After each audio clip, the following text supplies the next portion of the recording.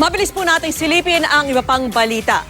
Naaktuhan ng mga taga-Fisheries and Aquatic Resources Management Council ang paghahagis ng dinamita ng ilang mangingisda sa Lingayen, Pangasinan. Napag-alaman ng mga taga San Fabian ang mga mangingisda. Isinumbong na sila sa pulisya.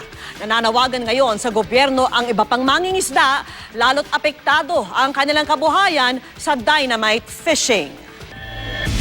Sa Cagayan de Oro City, pinatay sa saksak ang isang babaeng guro. Suspect ang kanyang grade 9 student.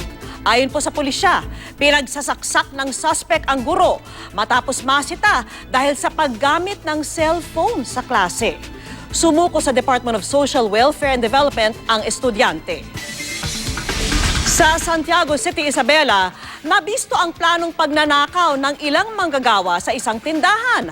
Ayon sa pulisya, maghuhukay ang mga manggagawa sa kanal nang mapansin sa ilalim ang isang butas na pader na papunta pala sa loob ng isang tindahan. Ganito rin daw ang modo sa pagnanakaw sa ilang establishmento sa lugar. Hinahanap na po ngayon ang mga salarin.